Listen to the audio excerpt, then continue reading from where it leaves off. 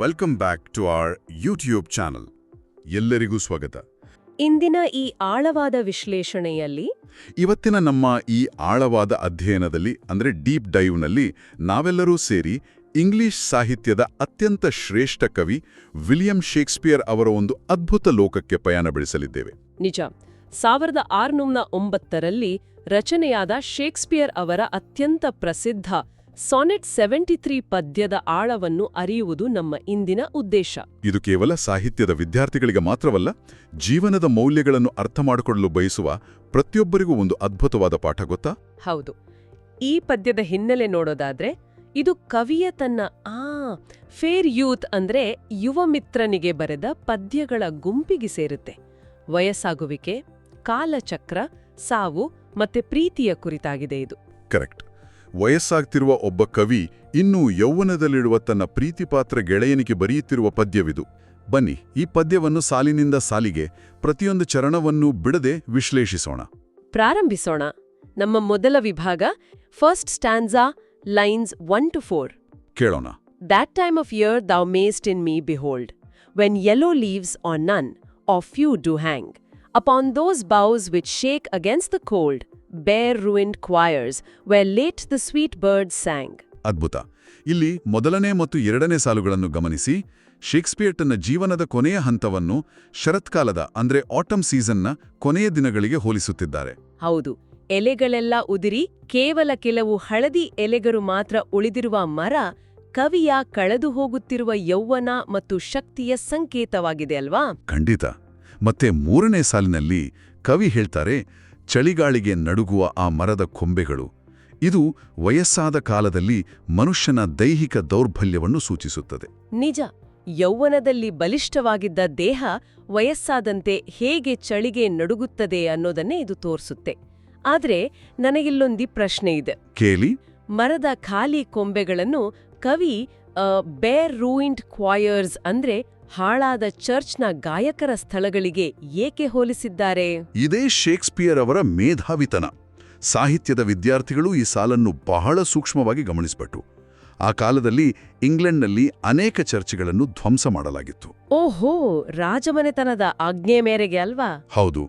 ಆ ಹಾಳಾದ ಚರ್ಚ್ಗಳಲ್ಲಿ ಮೊದಲು ಗಾಯಕರು ಸಿಹಿಯಾಗಿ ಹಾಡುತ್ತಿದ್ದರು. ಆದರೆ ಈಗ ಆ ಸ್ಥಳಗಳು ಸಂಪೂರ್ಣ ಮೌನವಾಗಿವೆ. ಅಂದ್ರೆ ಒಮ್ಮೆ ಹಕ್ಕಿಗಳ ಚಿಲಿಪಿಲಿಗಾನದಿಂದ ತುಂಬಿದ್ದ ಕೊಂಬೆಗಳು ಈಗ ಖಾಲಿಯಾಗಿವೆ ಅನ್ನೋದಕ್ಕೆ ಈ ಹೋಲಿಕೆನಾ?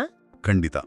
ಇದು ಕವಿಯ ಯೌವನದ ಸಂತೋಷ ಮತ್ತು ಚೈತನ್ಯವು ಶಾಶ್ವತವಾಗಿ ಮಾಯವಾಗಿರುವುದರ ಸಂಕೇತ ಅಂತ ನಾವು ವಿವರಿಸಬಹುದು. ವಾಹ್, ಎಂಥ ತೀವ್ರವಾದ ಉಪಮೆ!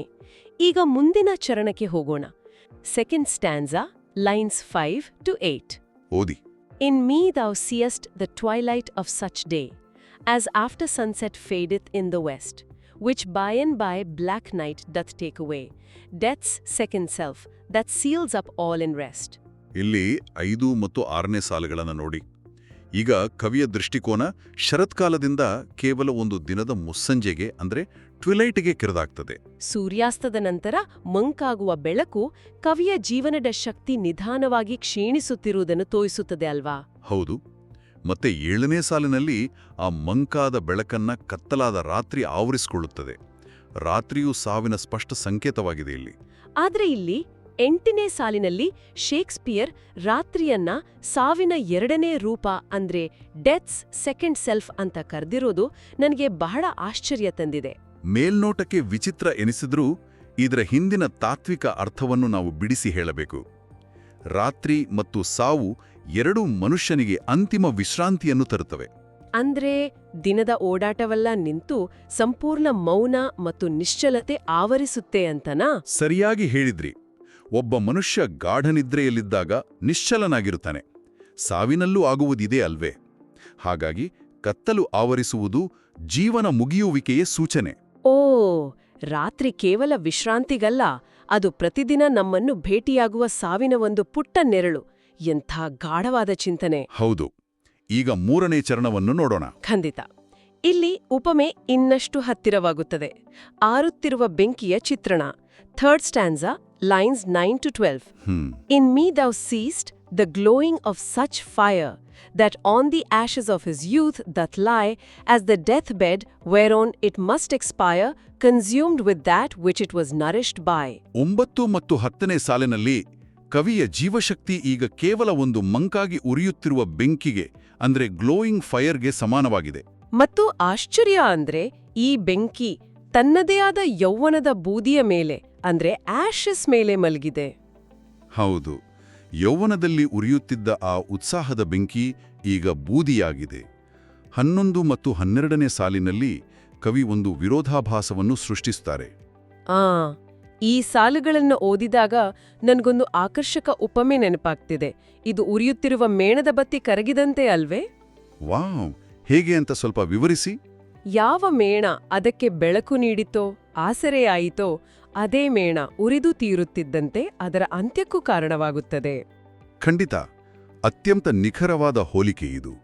ಯಾವ ಯೌವನದ ಆಸೆ, ಚೈತನ್ಯ ಕವಿಯ ಜೀವನವನ್ನು ಪೋಷಿಸಿತೋ, ಅಂದ್ರೆ ನರಿಷ್ಡ್ ಬೈ ಅಂತ ಕವಿ ಹೇಳಿದ್ದಾರಲ್ಲ, ಹೌದು, ಅದೇ ಕಾಲದ ಹೊಡೆತದಿಂದ ಈಗ ಕವಿಯನ್ನು ಸುಟ್ಟು ಬೂದಿ ಮಾಡುತ್ತಿದೆ. ಕನ್ಸ್ಯೂಮ್ಡ್ ಅಂತ ಬಳಸಿದ್ದಾರೆ. ಆ ಬೂದಿಯೇ ಬೆಂಕಿಯ ಮರಣಶಯ್ಯೆ ಅಂದ್ರೆ ಡೆತ್ ಬೆಡ್ ಅಂತ ಮಾರ್ಮಿಕವಾಗಿ ವಿವರಿಸಿದ್ದಾರೆ. ನಿಜಕ್ಕೂ ಮೈಜುಮ್ಮೆನಿಸುವ ಸತ್ಯ ಇದು. ಈಗ ಪದ್ಯದ ಅಂತಿಮ ಚರಣ ಮತ್ತು ಪ್ರೀತಿಯ ಶಕ್ತಿಯ ಬಗ್ಗೆ ನೋಡೋಣ. Final couplet, lines 13 and 14. ಇದು ಇಡೀ ಪದ್ಯದ ತಿರುಳು. ಹೌದು. This thou perceivest, which makes thy love more strong, to love that well, which thou must leave ere long. ಇಲ್ಲಿ 13 ಮತ್ತು 14ನೇ ಸಾಲಿನಲ್ಲಿ ಕವಿ ಹೇಳ್ತಿದ್ದಾರೆ, ವಯಸ್ಸಾಗುವಿಕೆ ಮತ್ತು ಸಾವಿನ ಅರಿವು ಪ್ರೀತಿಯನ್ನು ದುರ್ಬಲಗೊಳಿಸುವುದಿಲ್ಲ ಅಂತ. ಬದಲಾಗಿ ಇನ್ನಷ್ಟು ಬಲಪಡಿಸುತ್ತದೆ ಅಲ್ವಾ? ಕವಿಯ ಗೆಳೆಯನಿಡೆ ಕವಿ ಹೆಚ್ಚು ಕಾಲ ಬದುಕುದಿಲ್ಲ ಅಂತ ತಿಳಿದಾಗ ಅವನ ಮೇಲಿನ ಪ್ರೀತಿ ಇನ್ನಷ್ಟು ಪ್ರಾಮಾಣಿಕ ಮತ್ತು ತೀವ್ರವಾಗುತ್ತದೆ. ಕರೆಕ್ಟ್. ತಾತ್ಕಾಲಿಕವಾದ ವಸ್ತುಗಳ ಮೇಲಿನ ಪ್ರೀತಿ ಹೆಚ್ಚು ಮೌಲ್ಯಯುತವಾಗಿರುತ್ತೆ. ಇದನ್ನೇ ಸಾಹಿತ್ಯದಲ್ಲಿ ಬ್ಯೂಟಿ ಆಫ್ ಟ್ರಾನ್ಸಿಯನ್ಸ್ ಅಂದ್ರೆ ಕ್ಷಣಿಕತೆಯ ಸೌಂದರ್ಯ ಅಂತ ಕರೆಯಲಾಗುತ್ತದೆ. ಎಂಥ ಅದ್ಭುತವಾದ ತಾತ್ವಿಕ ಮುಕ್ತಾಯ! ವೀಕ್ಷಕರೇ, ಈ ಇಡೀ ಪದ್ಯದ ಒಟ್ಟಾರೆ ಸಾರಾಂಶವನ್ನು ನಾವು ನೋಡುವುದಾದ್ರೆ, ವಯಸ್ಸಾಗುವುದು ಮತ್ತು ಸಾವು ಪ್ರಕೃತಿಯ ನಿಯಮ. ಆದ್ರೆ ಈ ಅನಿವಾರ್ಯತೆಯ ಅರಿವು ಮನುಷ್ಯರ ನಡುವಿನ ಭಾವನಾತ್ಮಕ ಬಂಧವನ್ನು ಮತ್ತಷ್ಟು ಆಳವಾಗಿಸುತ್ತದೆ ಎಂಬುದೇ ಈ ಪದ್ಯದ ಅಂತಿಮ ಸಂದೇಶ. ನಿಜ, ಸಂಬಂಧಗಳ ಮೌಲ್ಯ ನಮಗೆ ಅರ್ಥ ಆಗೋದೇ ಆ ಒಂದು ಕ್ಷಣಿಕತೆಯಿಂದ. ಖಂಡಿತ. ಕಾರ್ಯಕ್ರಮವನ್ನು ಮುಗಿಸುವ ಮುನ್ನ ವೀಕ್ಷಕರೇ, ಜಸ್ಟ್ ಯೋಚನೆ ಮಾಡಿ. ಹೌದು, ನಾವು ಒಬ್ಬರನ್ನೊಬ್ಬರು ಕಡೆಗಣಿಸುತ್ತಿದ್ದೇವೆ. ಇದರ ಬಗ್ಗೆ ನೀವೇ ಯೋಚಿಸಿ. ಖಂಡಿತವಾಗಿಯೂ ಸಾವಿನ ಅರಿವೇ ಪ್ರೀತಿಯನ್ನು ಜೀವಂತವಾಗಿಡುತ್ತದೆ ಅನ್ನೋದು ಸತ್ಯ. ಸಾಹಿತ್ಯಾಸಕ್ತರೇ, ಕಾಲ ಮತ್ತು ಪ್ರೀತಿಯ ಕುರಿತಾದ ಶೇಕ್ಸ್ಪಿಯರ್ ಅವರ ಈ ಅದ್ಭುತ ವಿಶ್ಲೇಷಣೆ ನಿಮಗೆ ಇಷ್ಟವಾಗಿದ್ದರೆ ದಯವಿಟ್ಟು ನಮ್ಮ ಯೂಟ್ಯೂಬ್ ಚಾನೆಲ್ ಅನ್ನು ಸಬ್ಸ್ಕ್ರೈಬ್ ಮಾಡಲು ಮರೆಯದಿರಿ. ಹೌದು, ದಯವಿಟ್ಟು ಸಬ್ಸ್ಕ್ರೈಬ್ ಮಾಡಿ. ನಿಮ್ಮ ಬೆಂಬಲ ನಮಗೆ ಬಹಳ ಮುಖ್ಯ. ಮುಂದಿನ ಸಂಚಿಕೆಯಲ್ಲಿ ಮತ್ತೊಂದು ಆಸಕ್ತಿದಾಯಕ ವಿಷಯದೊಂದಿಗೆ ಭೇಟಿಯಾಗೋಣ. ವಂದನೆಗಳು. ವಂದನೆಗಳು. Hello, Karnataka viewer. If you found this explanation of Sonnet 73 helpful, please subscribe to this channel for more English literature videos.